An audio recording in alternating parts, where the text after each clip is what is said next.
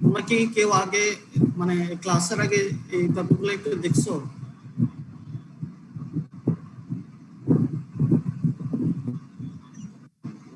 না স্যার।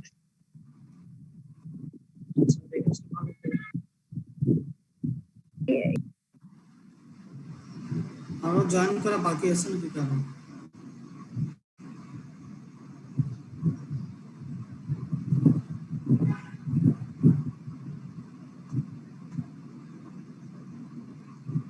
আচ্ছা ঠিক আছে, শুরু করেছি। অ্যান্টিবায়োটিকের অনেকগুলো ক্লাসিফিকেশন আছে, ঠিক আছে।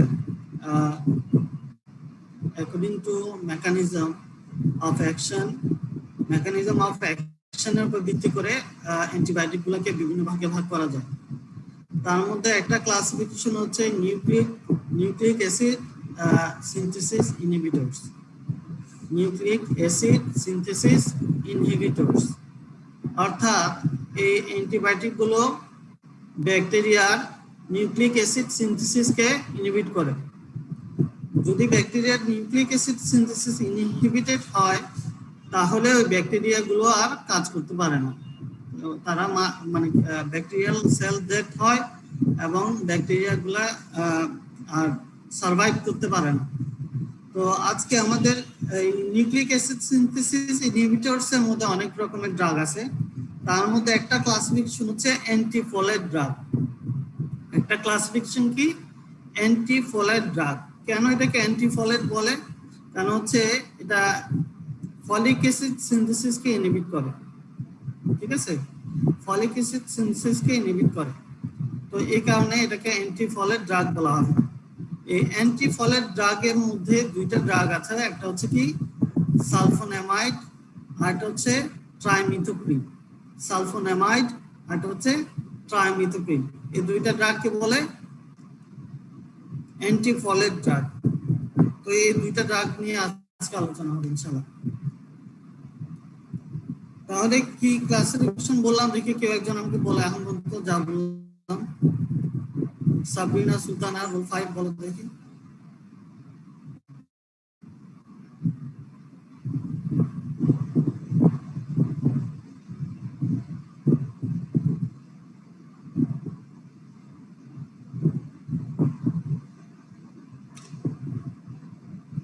কি নাই?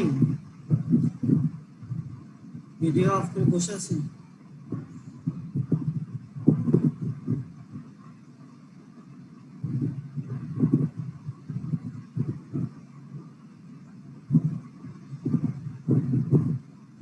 Roll 25. Roll 25.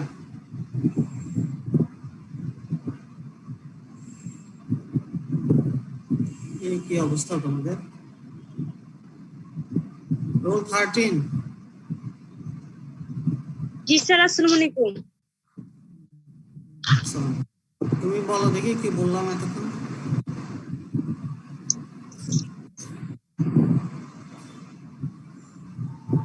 স্যার আমি ক্লাসে দেরিতে ঢুকছি স্যার, মাত্র কতক্ষণ আগে।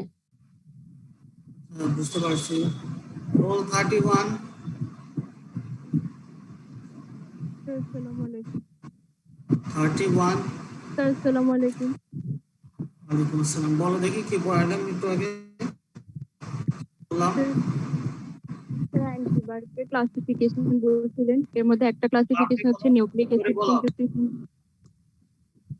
জোরে বলো। হ্যালো হ্যালো হ্যাঁ শুনতেছি আমি, বলো। স্যার অ্যান্টিবায়োটিকের ক্লাসিফিকেশন বলছিলেন, ওর মধ্যে একটা ক্লাসিফিকেশন হচ্ছে nucleic acid inhibitor, nucleic acid synthesis inhibitor. তার নিউক্লিক মধ্যে অ্যাসিড হচ্ছে synthesis inhibitor. Nucleic acid nucleic synthesis inhibitor. তারপর এর মধ্যে একটা টাইপস হচ্ছে অ্যান্টিফোলেট ড্রাগ। তার মধ্যে হচ্ছে সালফোনামাইড আর ট্রাইমেথোপ্রিয়াম, যেগুলো হচ্ছে inhibitors of the folate synthesis and reduction. আচ্ছা গুড, ভেরি গুড। বুঝা কি আছে? সাবরিনা আলম, রোল 23.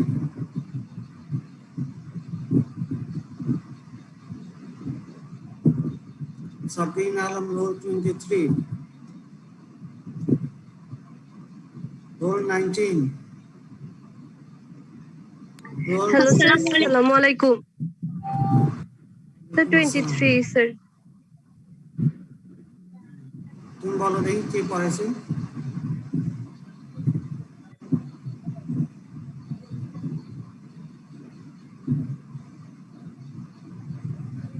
আচ্ছা থাক, বাদ দাও। তোমাদের এরকম অবস্থা হলে যে ভিডিও অফ করে আরামসে বসে মেসেঞ্জারে চ্যাট করো বা Sir, nucleic acid synthesis inhibitor, sir. Sir, এখানে রাখো বোঝা রাখো যাচ্ছে না। সাবরিনা, বলতে হবে না, বুঝতে পারছি। এই কাজগুলো করলে তো লাভ নেই, নিজেদের প্রতি তোমরা নিজেরা করতেছো, ঠিক আছে? আর এটার জন্য কোনো পানিশমেন্টের ব্যবস্থা করে এসব কিছু করারও ইন্টারেস্ট নাই। আমার বলা দরকার, আমি বলে চলে যাব, শুনলে শুনো, না শুনে নাই, তোমাদের ইচ্ছা। হ্যাঁ, পাস ফেল করার সময় পরীক্ষায় ধরা যাবে, পরে ঝুলে থাকবা, বারবার চাকরি দিবা, আমাদের তো কোনো সমস্যা নেই।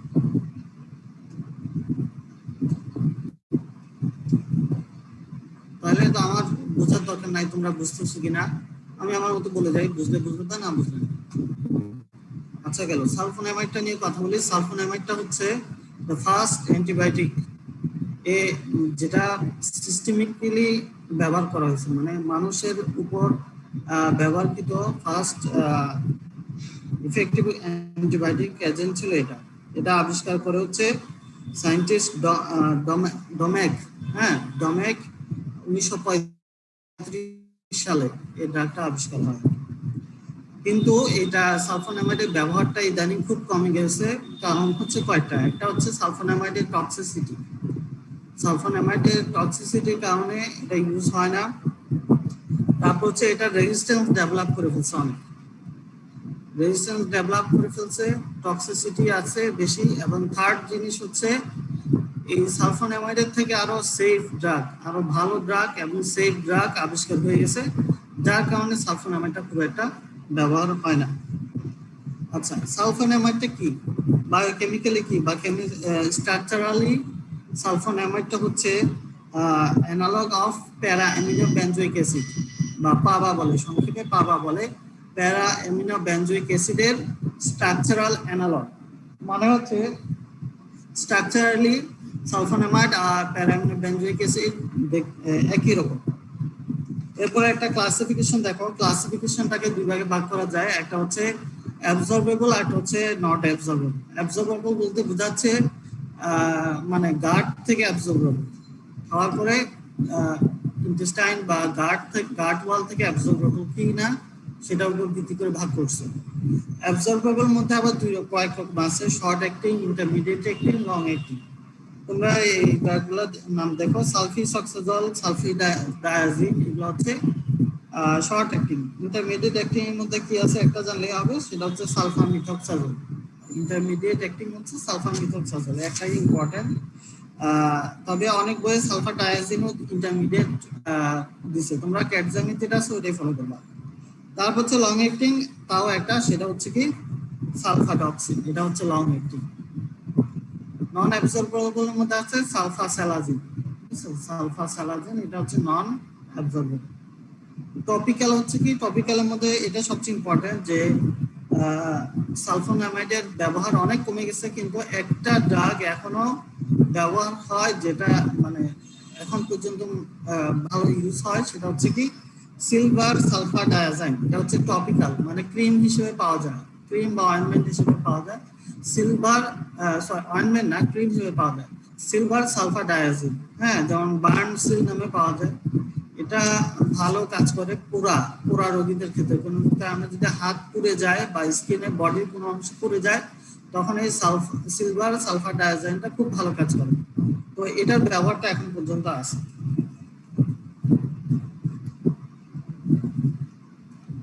এটার অ্যান্টিব্যাকটেরিয়াল স্পেকট্রাম কি, এটা গ্রাম পজিটিভ, গ্রাম নেগেটিভ, কিছু গ্রাম পজিটিভ এবং কিছু গ্রাম নেগেটিভ ব্যাকটেরিয়াকে কভার করে। তো ওই ব্যাকটেরিয়াগুলোর নামগুলো শিখে নিবা, আমরা বলতেছি না, যেমন streptococci, haemophilus influenzae, nocardia, salmonella, shigella etcetera. যদিও এই যেমন ধরো সালমোনেলা শিগেলা এন্টারিক ফিভার হলে আমরা কিন্তু এটা ইউজ করি না, যদিও এটার উপর সে কাজ করে। কেন? কারণ এর চেয়ে ভালো ড্রাগ আছে, এই জন্য আমরা ইউজ করি। মেকানিজম অফ অ্যাকশনটা কি? প্রথম হচ্ছে এটার নাম দিচ্ছি আমরা নিউক্লিক অ্যাসিড সিনথেসিস ইনহিবিটরস। এর মধ্যে আবার ফলেট, অ্যান্টিফলেট ড্রাগ। ব্যাপারটা হচ্ছে কি, নিউক্লিক অ্যাসিড সিনথেসিসের জন্য ফলিক অ্যাসিড দরকার হয়। নিউক্লিক অ্যাসিড সিনথেসিসের জন্য ফলিক অ্যাসিড দরকার হয়। আমি যদি ফলিক অ্যাসিড সিনথেসিস ইনহিবিট করে দিই, তাহলে নিউক্লিক অ্যাসিডও সিনথেসিস হবে না। এটা হচ্ছে মেকানিজমের মূল থিম। ফলিক অ্যাসিড সিনথেসিস যদি ইনহিবিট করা হয়, তাহলে নিউক্লিক অ্যাসিড সিনথেসিস হবে না। এটা হচ্ছে মেকানিজমটা। আর সালফোনামাইডটা কি? এটা এক ধরনের ব্যাকটেরিওস্ট্যাটিক ড্রাগ। এটা ব্যাকটেরিওসাইডাল ড্রাগ না, এটা হচ্ছে ব্যাকটেরিওস্ট্যাটিক ড্রাগ। এটা বোঝার জন্য তোমরা তোমাদের কাছে বই আছে, বইটা খুলে দেখো, ওখানে একটা ফ্লো চার্ট আছে। মেকানিজমটা বোঝার আগে ফ্লো চার্টটা একটু বুঝতে হবে। সেটা হচ্ছে প্যারাঅ্যামিনো বেনজিক অ্যাসিড থেকে কি হয়? ডাইহাইড্রোফলিক অ্যাসিড হয়। ডাইহাইড্রোফলিক অ্যাসিড থেকে টেট্রাহাইড্রোফলিক অ্যাসিড হয়। এই টেট্রাহাইড্রোফলিক অ্যাসিডই পরবর্তীতে পিউরিন তৈরি করে। পিউরিন হচ্ছে ডিএনএর একটা, আমরা জানি যে ডিএনএ এর মধ্যে 3 ধরনের স্ট্রাকচার থাকে। একটা হচ্ছে একটা সুগার থাকে, হ্যাঁ, ডিঅক্সিরাইবোজ সুগার, সাথে নাইট্রোজেন বেস থাকে আর ফসফেট থাকে। এই নাইট্রোজেন বেজের মধ্যে 2 রকম নাইট্রোজেন বেজ আছে, একটা হচ্ছে পিউরিন আর একটা হচ্ছে পাইরিমিডিন। এই পিউরিনটাই আসে হচ্ছে কোত্থেকে? এই টেট্রাহাইড্রোফলিক অ্যাসিড থেকে, ঠিক আছে? তো এই কারণে যদি টেট্রাহাইড্রোফলিক অ্যাসিড তৈরি করতে না পারে, তাহলে আর ডিএনএ সিনথেসিস হবে না। তো পাবা থেকে ডাইহাইড্রোফলিক অ্যাসিড হয় কি দিয়ে? ফলিক অ্যাসিড সিনথেটাইজ দিয়ে। ফলিক অ্যাসিড সিনথেটাইজ দিয়ে। এই ফলিক অ্যাসিড সিনথেটাইজটা এটা কার? এই এনজাইমটা আসে কোথা থেকে? ব্যাকটেরিয়া থেকে। ফলিক অ্যাসিড সিনথেটাইজটা আসে হচ্ছে ব্যাকটেরিয়া থেকে। তাহলে ব্যাকটেরিয়াল ফলিক অ্যাসিড সিনথেটাইজের মাধ্যমে পাবা বা প্যারামিনো বেনজিক অ্যাসিড থেকে ডাইহাইড্রোফলিক অ্যাসিড হয়। সেই ডাইহাইড্রোফলিক অ্যাসিড থেকে ডাইহাইড্রোফলেট রিডাকটেজের মাধ্যমে টেট্রাহাইড্রোফলিক অ্যাসিড হয়। তো সালফোনামাইড যেটা করে, ব্যাকটেরিয়াল ফলিক অ্যাসিড সিনথেটাইজ এনজাইমটাকে ইনহিবিট করে। ব্যাকটেরিয়াল ফলিক অ্যাসিড সিনথেটাইজটাকে ইনহিবিট করলে ডাইহাইড্রোফলিক অ্যাসিড হয় না। আর ডাইহাইড্রোফলিক অ্যাসিড যদি না হয়, পরের স্টেপগুলো আরো হতে পারবে না। তাহলে রেজাল্ট কি হবে? আমরা এইভাবে লিখতে পারবা, তোমরা এইভাবে লিখবা যে প্যারাঅ্যামিনো বেনজিক অ্যাসিড, এখান থেকে folic acid synthetize dihydrofolic acid, side এক পাশে লিখতে হবে যে সালফোনামাইড ইনহিবিট কি? Folic acid synthetize. তারপরে ডাইহাইড্রোফলিক অ্যাসিড, এরপরে এসে লিখবো যে no dihydrofolic acid, no tetrahydrofolic acid, no purine, no bacterial DNA synthesis. এরপর লিখবো যে অ্যান্টিব্যাকটেরিয়াল অ্যাকশন। মানে হচ্ছে স্টেপগুলো এইভাবে লিখতে হবে। এখন প্রশ্ন হচ্ছে, আরেকটা প্রশ্ন আসে, সেটা হচ্ছে যে কিভাবে সালফোনামাইড ফলিক অ্যাসিড সিনথেটাইজ এনজাইমটাকে ইনহিবিট করে। সালফোনামাইড এবং পাবা, প্রথমে বলছিলাম সালফোনামাইড এবং প্যারাঅ্যামিনো বেনজিক অ্যাসিড, এটা স্ট্রাকচারাল অ্যানালগ, মানে দুইটা একই রকম। যখন সালফোনামাইড যায় বডিতে, মানে সার্কুলেশনে যায়, সালফোনামাইড কি করে? সব প্যারাঅ্যামিনো বেনজিক অ্যাসিডকে কম্পিটিটিভলি সরায় ফেলে, রিপ্লেস করে ফেলে, রিমুভ করে। অর্থাৎ প্যারাঅ্যামিনো বেনজিক অ্যাসিডকে সে কম্পিটিটিভলি শরীর রিপ্লেস করে ওই এনজাইমকে ইনহিবিট করে, যেটা কনভার্ট করার কথা ছিল, তখন আর কনভার্ট করতে পারে না। ঠিক আছে? তোমাদের ইয়াতে বইয়ের মধ্যে এই জিনিসটা পাবা ইনশাল্লাহ। এখন এখানে একটা ব্যাপার আছে, তাহলে যদি এরকম হয় তাহলে কি হতে পারে? ফলিক অ্যাসিড সিনথেসিস ইনহিবিট হচ্ছে, তাহলে কি সে বডির মধ্যে, তো হিউম্যান বডিতে অনেক রকম সেল আছে, একটা হচ্ছে কি ব্যাকটেরিয়াল সেল, ব্যাকটেরিয়া ভিতরে আছে, ব্যাকটেরিয়াল সেলও আছে, আবার হিউম্যান বডি সেলও আছে। এখন সালফোনামাইড কি কোনো কারণে ব্যাকটেরিয়া সেল তো ফলিক অ্যাসিড সিনথেসিস ইনহিবিট করবে, এটা তো জানার কথাই। কিন্তু হিউম্যান সেলের যে ফলিক অ্যাসিড সিনথেসিস হয় সেটাকে ইনহিবিট করবে কিনা, কেউ বলতে পারবে কিনা আমাকে?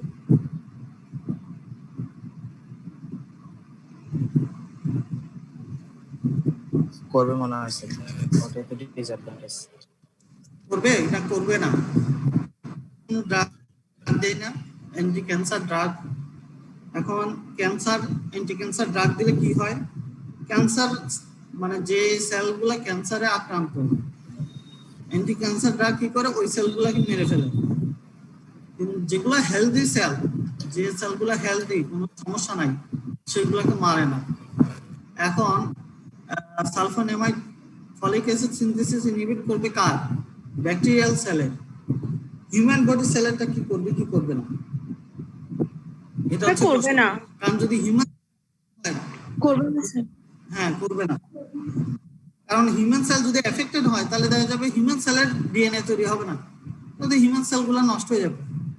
কেন হবে না? এখানে একটা কথা আছে, human cells are not affected because they required preform folic acid. Preform folic acid মানে বুঝছো, অর্থাৎ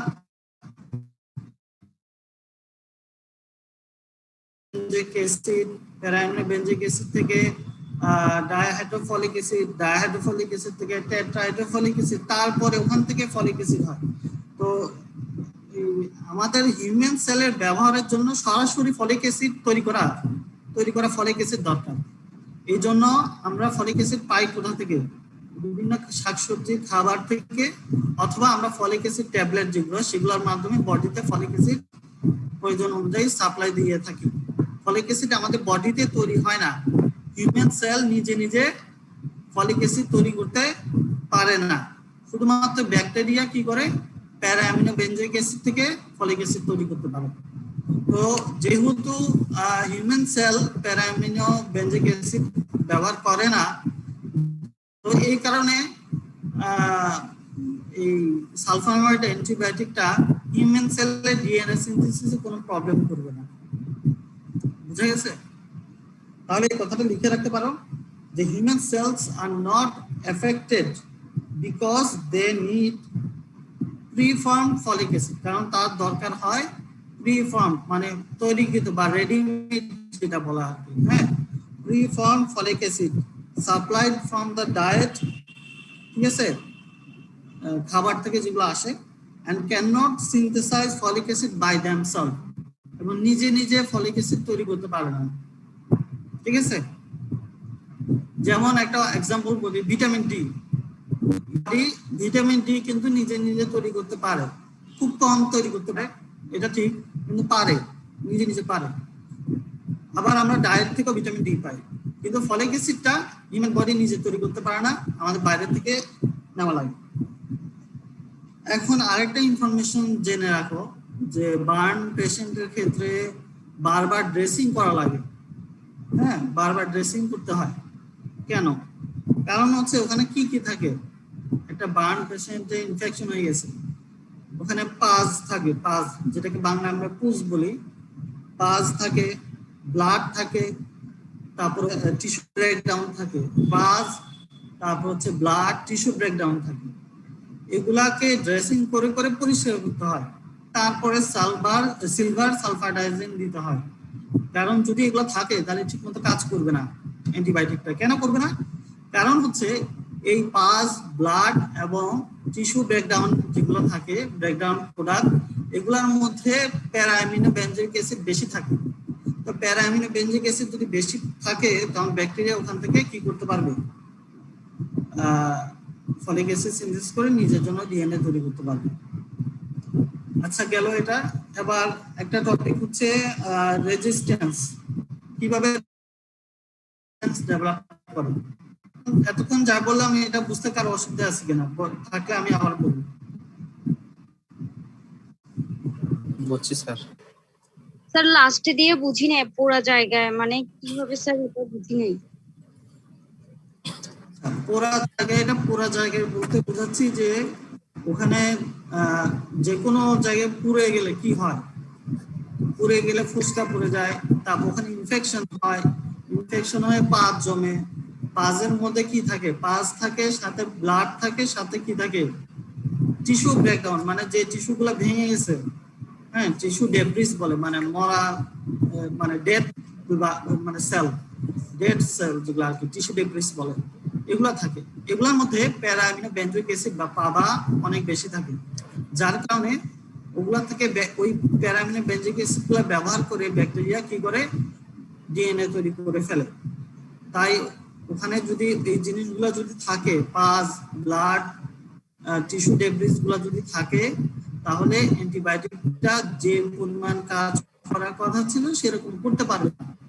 এই কারণে কি করতে হয়, পরিষ্কার করে ফেলতে, ড্রেসিং করে পরিষ্কার করে ফেলতে হয়, পাজ, ব্লাড এগুলো পরিষ্কার করে তারপরে অ্যান্টিবায়োটিকটা অ্যাপ্লাই করতে হয়, তাহলে অ্যান্টিবায়োটিকটা ভালো কাজ করবে। বুঝতে পারছো? জি স্যার। আর কারো কোনো কোশ্চেন আছে কিনা?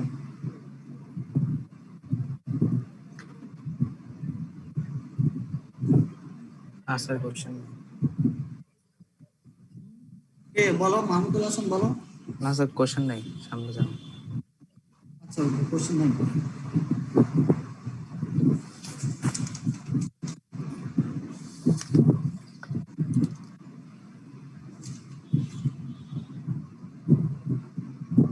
তোমাদের মধ্যে বা অন্য কোনো বইয়ের মধ্যে আরেকটা জিনিস দেখতে পারবা, সেটা হচ্ছে যে প্যারামিনো বেঞ্জিক অ্যাসিড থেকে ডাইহাইড্রোফলিক অ্যাসিড হচ্ছে সিনথেটিক এনজাইম দিয়ে, কিন্তু কিছু কিছু বইয়ে আছে ডাইহাইড্রোটেরয়েড এনজাইম। ঠিক আছে, ডাইহাইড্রোটেরয়েড এনজাইম দেওয়া আছে। অ্যাকচুয়ালি হচ্ছে কি, ডাইহাইড্রোটেরয়েড এনজাইমও ইনহিবিট করতে পারে, অথবা folic acid synthesis inhibitor folic acid synthesis এনজাইমও করতে পারে। মেইনলি থাকে ফলিক অ্যাসিড সিনথেসিস এনজাইম। ঠিক আছে স্যার, আমার বইতে দেওয়া আছে ডাইহাইড্রোটেরয়েড সিনথেস, আবার হচ্ছে ডাইহাইড্রোফোলেট রিডাকটেস, দুইটাই। থাকবে, বইয়ে শুধু প্রথমটা থাকবে না, ফলিক অ্যাসিড প্রথমটা থাকবে না। সিনথেসিস থাকে না।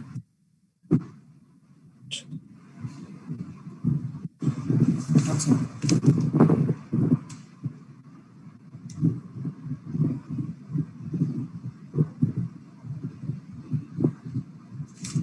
তোমরা এটাই দিও, ডাইহাইড্রোটেরয়েড সিনথেস এনজাইমটাই দিও, এটা সেফ। কিন্তু এটাও খুব মানে নোন একটা বিষয় যে ফলিক অ্যাসিড সিনথেসিস ইনহিবিট করে। আচ্ছা, যাই হোক, এটা গেল। রেজিস্ট্যান্স কেন ডেভেলপ করে? রেজিস্ট্যান্স ডেভেলপ করার একটা কারণ, যেটার কারণে এই ড্রাগটা কম ইউজ হয়, একটা কারণ হচ্ছে যে মিউটেশন। যদি ব্যাকটেরিয়া যখন দেখবে যে তার অ্যামিনো বেঞ্জিক অ্যাসিডকে রিপ্লেস করে দিয়ে কম্পিটিটিভলি সালফোনামাইড বাইন্ড করতেছে, এনজাইমটাকে ইনহিবিট করতেছে, তখন সে কি করবে, মিউটেশন করে বেশি পরিমাণ প্যারামিনো বেঞ্জিক অ্যাসিড তৈরি করা শুরু করবে, ওভার প্রোডাকশন অফ প্যারামিনো বেঞ্জিক অ্যাসিড। তাহলে যদি বেশি বেশি পাবা প্রোডাকশন হয়, দেখা যাবে যে সালফোনামাইড সবাইকে ব্লক করতে পারতেছে না, কিছু পাবা এনজাইমগুলোর মাধ্যমে কনভার্ট হয়ে যাবে, তখন রেজিস্ট্যান্স ডেভেলপ করবে। ঠিক আছে, এটা একটা কজ। সেকেন্ড একটা কজ হচ্ছে যে আমরা যে পাথওয়ের কথা বলতেছি, পাথওয়েটা কি, প্যারামিনো বেঞ্জিক অ্যাসিড থেকে ডাইহাইড্রোফলিক অ্যাসিড, সেখান থেকে টেট্রাহাইড্রোফলিক অ্যাসিড। ব্যাকটেরিয়া এই পাথওয়ে ফলো না করে অন্য কোনো পাথওয়ে দিয়ে ডিএনএ সিনথেসিস তৈরি করবে। মানে যেমন আমরা জানি যে কিছু কিছু সেল আমাদের বডিতে কোনো কারণে যদি অ্যারোবিক রেসপিরেশন না হয়, অ্যানারোবিক রেসপিরেশন হতে পারে।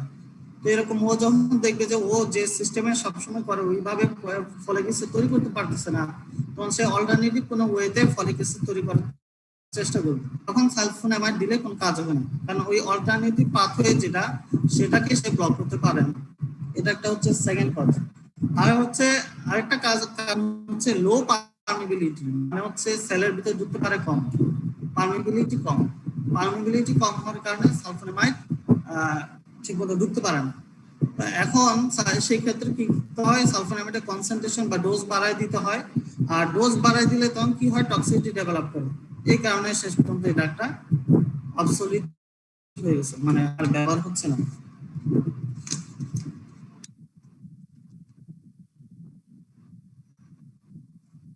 গেল। এখন আমরা জানবো যে কি কি সাইড এফেক্ট হয়, সাইড এফেক্ট কি সাইড হয় এটা একটু জানবো। প্রথম যে সাইড এফেক্টটা জানবো সেটা হচ্ছে রেনাল ইম্পেয়ারমেন্ট বা রেনাল প্রবলেম। হ্যাঁ, রেনাল প্রবলেমের মধ্যে বা অনেক রকম প্রবলেম করতে পারে। একটা হচ্ছে রেনাল ইরিটেশন, মানে কিডনিতে বা কিডনি ওই সাইডে ব্যথা হতে পারে। হেমাচুরিয়া, হেমাচুরিয়া মানে হচ্ছে প্রস্রাবের সাথে ব্লাড যেতে পারে। তারপর হচ্ছে অ্যালবুমিনিয়া, ব্লাডের মধ্যে অ্যালবুমিন বেশি চলে আসবে। তারপর হচ্ছে ক্রিস্টালুরিয়া, এগুলো হতে পারে। এই সবগুলাই শেষ পর্যন্ত এগুলোর রেজাল্ট কি? রেজাল্ট হচ্ছে রেনাল ফেলিয়ার। এগুলো হচ্ছে এক একটা সিমটম আর কি। ঠিক আছে, মুখ্যত হচ্ছে রেনাল ফেলিয়ারের দিকে যায় বা রেনাল ইনসাফিসিয়েন্সি মানে কি ড্যামেজ, সহজ কথা। সেকেন্ড কি? সেকেন্ড হচ্ছে অ্যালার্জিক রিঅ্যাকশন বা হাইপার সেনসিটিভিটি। ঠিক আছে, এটা এত এই ড্রাগটা থেকে হাইপার সেনসিটিভিটির মধ্যে অ্যানাফাইলেকটিক শক হতে পারে। তাও এটা ম্যানেজ করা যায়। সবচেয়ে খারাপ যে অবস্থা সেটা হচ্ছে কি Steven Johnson syndrome. Steven Johnson syndrome এটা খুব খারাপ একটা অবস্থা। এই ধরনের পেশেন্ট আমি দেখছি। স্টিভেন জনসন সিনড্রোম হতে পারে। এক্সফোলিয়েটিভ ডার্মাটাইটিস হতে পারে। এক্সফোলিয়েটিভ ডার্মাটাইটিস মানে স্কিন ইনফেকশন হয়ে চামড়াগুলো খুলে পড়ে যায়।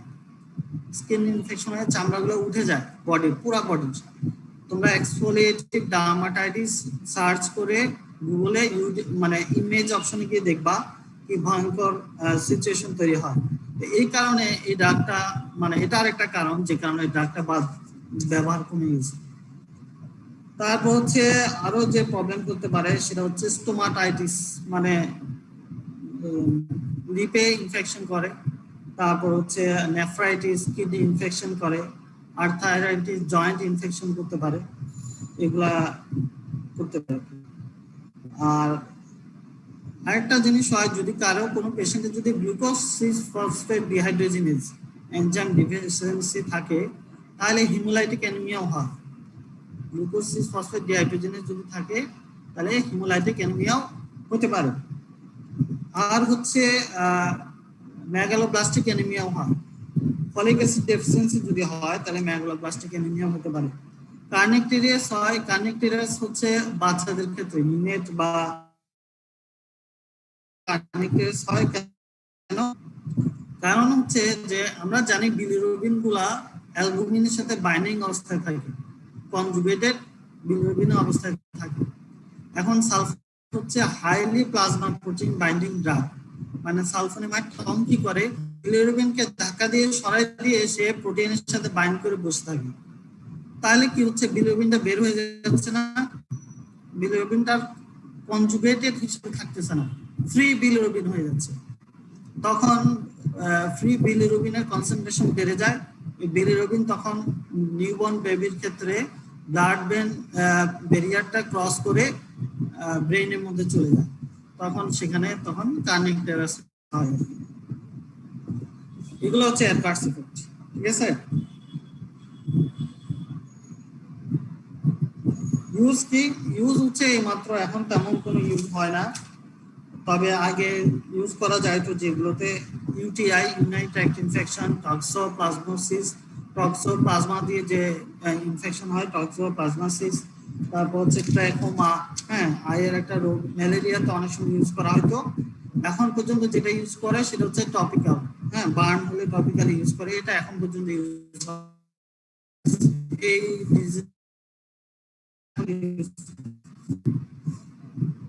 ঠিক আছে। এই পর্যন্ত কারো কোনো সমস্যা আছে?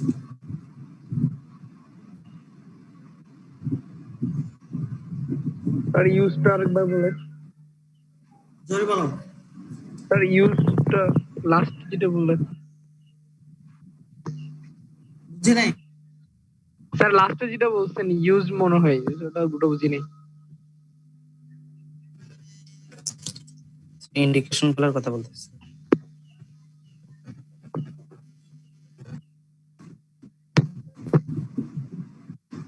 তোমার কথা বুঝতে পারতেছি না আমি।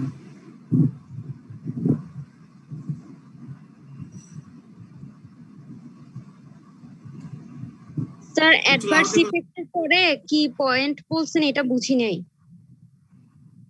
অ্যাডভার্স ইফেক্টের মধ্যে কি? না স্যার, অ্যাডভার্স ইফেক্ট পর্যন্ত বুঝছি, এরপরে আর বুঝি নাই। আচ্ছা, এরপরে বুঝো নাই। অ্যাডভার্স ইফেক্টের পরে বলছে আমরা ইন্ডিকেশন, মানে এই ওষুধটাকে কোন কোন রোগে ব্যবহার করা হতো।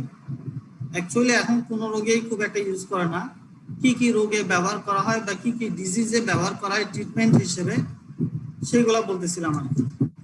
একটা হচ্ছে ইউনাইটেড ট্র্যাক্ট ইনফেকশন, ইউটিআই, ঠিক আছে। ইউটিআই এর মধ্যে এটা ইউরিনারি ট্র্যাক্ট ইনফেকশন। 2 নাম্বার হচ্ছে টক্সোপ্লাজমোসিস, এটা একটা ডিজিজের নাম, তোমরা সার্চ দিলে পাবে জিনিসটা কি, টক্সোপ্লাজমোসিস। তারপর হচ্ছে ম্যালেরিয়াতে আগে অ্যাকশন ইউজ করা হতো। রিউমেটিক ফিভার বা ফেরিনজাইটিস, রিউমেটিক ফিভার তো নাম শুনছো, ফেরিনজাইটিস মানে হচ্ছে ইনফেকশন অফ ফেরিংস, ফেরিনজাইটিস, এগুলাতে ব্যবহার করা হতো অ্যাকশন। তারপর হচ্ছে আলসারেটিভ কোলাইটিস, এটা হচ্ছে জিআইটি বা গ্যাস্ট্রোইন্টেস্টাইনাল ট্র্যাক্টের একটা ডিজিজ।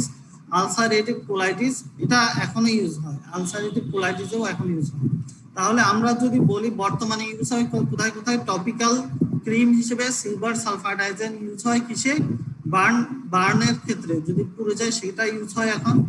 আর হচ্ছে আলসারেটিভ কোলাইটিসে সালফাসালাজিন এই ড্রাগটা ইউজ হয়। তাহলে সিলভার সালফাডাইজিন আর হচ্ছে সালফাসালাজিন, এই দুইটা ড্রাগ এখন ইউজ হয়।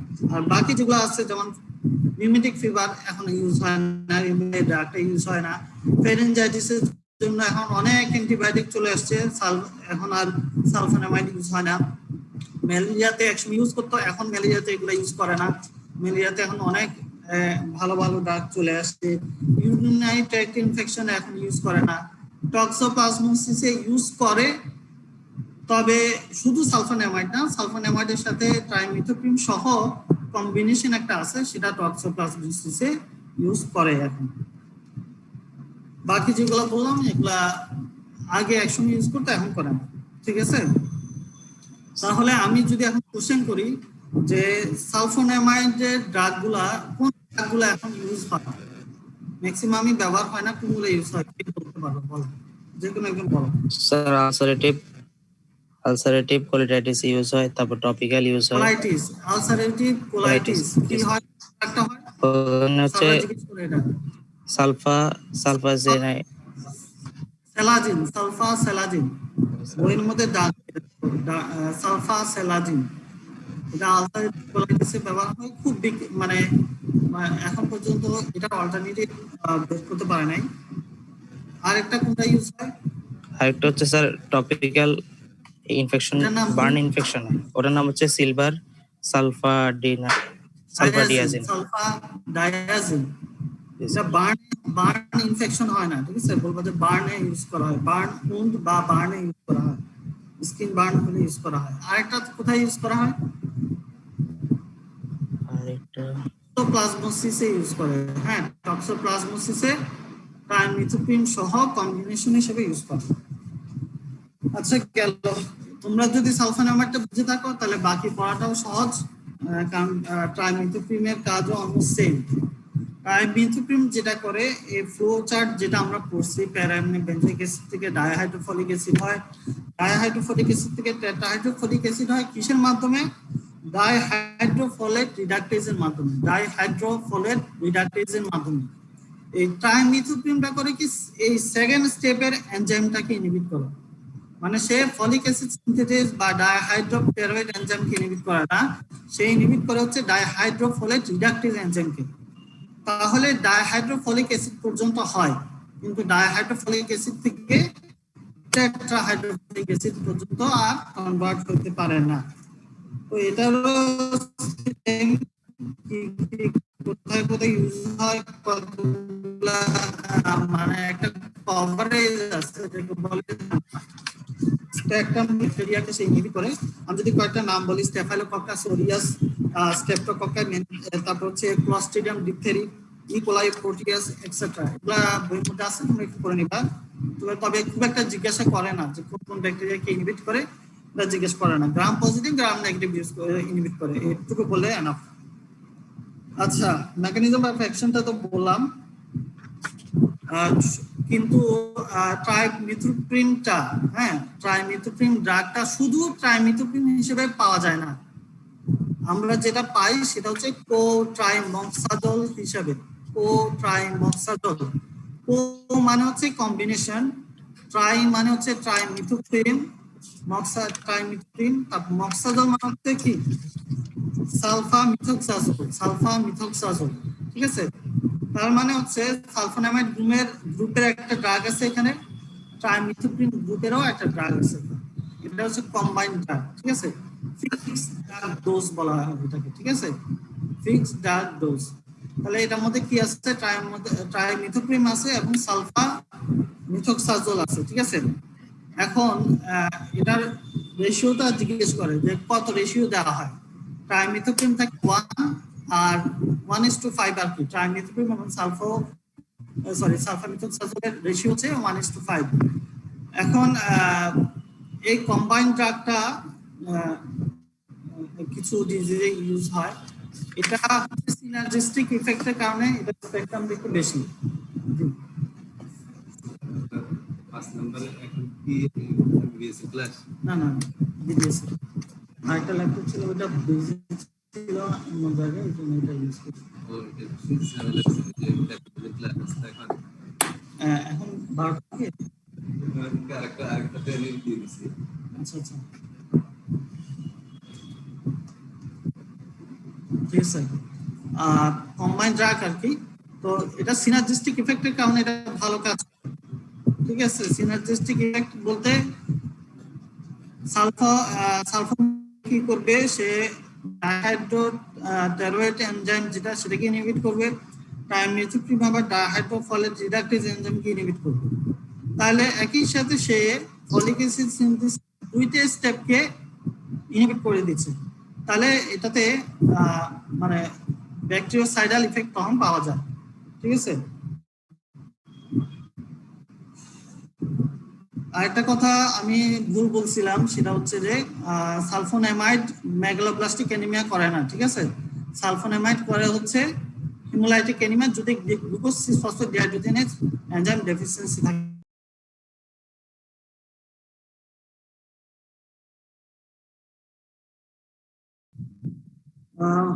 মেগালোব্লাস্টিক অ্যানিমিয়া হয় কোট্রাইমক্সাজলে, ঠিক আছে। কোট্রাইমক্সাজলে মেগালোব্লাস্টিক অ্যানিমিয়া হয়। আর সালফোনামাইডে হয় হিমোলাইটিক অ্যানিমিয়া যদি গ্লুকোজ 6-ফসফেট ডিহাইড্রোজেনেজ এনজাইমটা ডেফিসিয়েন্সি থাকে। এই ইনফরমেশনটা একটু কারেকশন করলাম, ঠিক আছে। অ্যাডভার্স ইফেক্ট কি? অ্যাডভার্স ইফেক্ট গুলো হচ্ছে যে এক নম্বর হচ্ছে ডাইসালফিয়াম লাইক অ্যাকশন করে যদি অ্যালকোহলের সাথে নেওয়া হয়। তোমাদেরকে আমরা আগে বলছি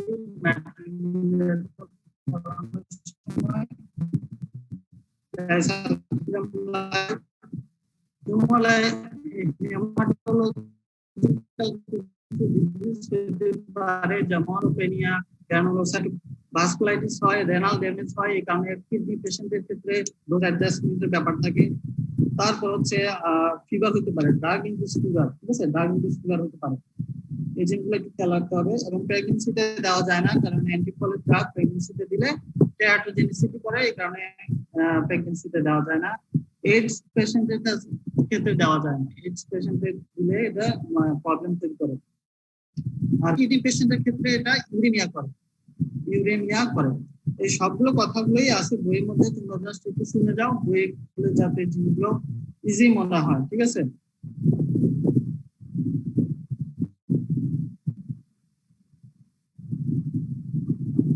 ঠিক আছে, এটা ইন্ডিকেশন কি? ইন্ডিকেশন হচ্ছে অনেকগুলো ইন্ডিকেশন দেওয়া আছে বইতে, যেমন আবার আগের মতোই urinary tract infection, malaria, gastroenteritis, তারপর হচ্ছে স্যান্ট্রয়েড, টক্সোপ্লাজমা, এরপর হচ্ছে নিউমোসিস্টাইটিস, এগুলা। কিন্তু কোট্রাইমক্সাজলটা ব্যবহার হয় এখন বর্তমানে দুইটা ডিজিজ, এর বাইরে এখন খুব একটা ব্যবহার হয় না। একটা হচ্ছে নিউমোসিস্টিস জিরো ভ্যাকসিন ইনফেকশন, এটা তোমরা সার্জারি পাবা, নিউমোসিস্টিস জিরো ভ্যাকসিন। আর হচ্ছে টক্সোপ্লাজমা দিয়ে যে ইনফেকশনটা হয়, টক্সোপ্লাজমোসিস।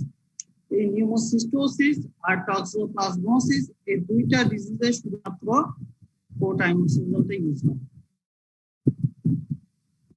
টক্সোপ্লাজমোসিস, নিউমোসিস্টোসিস, টক্সোপ্লাজমোসিস হয় টক্সোপ্লাজমা দিয়ে, আর নিউমোসিস্টিস হয় নিউমোসিস্টিস জিরোভিসি, নিউমোসিস্টিস জিরোভিসি এই ব্যাকটেরিয়াটা দিয়ে। এই দুইটা ডিজিজে শুধুমাত্র কোটাইমোক্সাজিনটা এখন ইউজ হয়। আগে এক সময় ইউটিআই ক্ষেত্রে ব্যবহার করা হতো, কিন্তু এখন অনেক ভালো ড্রাগ চলে আসার কারণে এগুলো এখন আর ইউজ হয় না।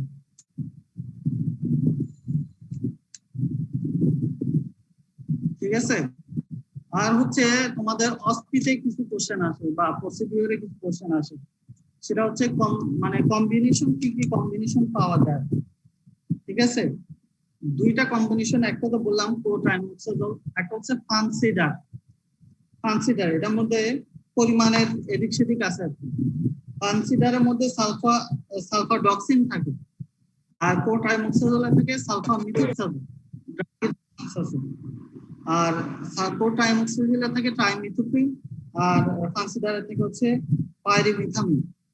তো এই কম্বিনেশন গুলা মনে রাখতে হবে, পরীক্ষার মধ্যে দিতে পারে যে ফানসিডার এটা কম্পোজিশন কি বা এটা ব্যবহার কি, ব্যবহার দুই একটা লিখে দিবা। এগুলো জাস্ট বলতে পারো যে থিওরিটিক্যাল, বাস্তব এটার অ্যাপ্লিকেশন খুব একটা।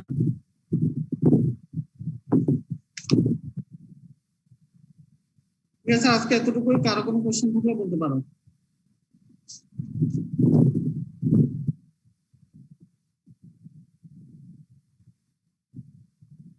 কারো কোনো কোশ্চেন থাকলে বলো। বুঝছি সবকিছু স্যার। বলো মাহমুদুল হাসান। স্যার বুঝছি স্যার, কোশ্চেন নেই। কোশ্চেন নাই? হ্যাঁ স্যার। আচ্ছা ওকে, তাহলে আজকে এতটুকুই থাক। তুমি আমাকে তোমাদের অ্যাবসেন্টের পার্সেন্টেজের ইয়াটা আমাকে এসএমএস করে পাঠিয়ে দিও।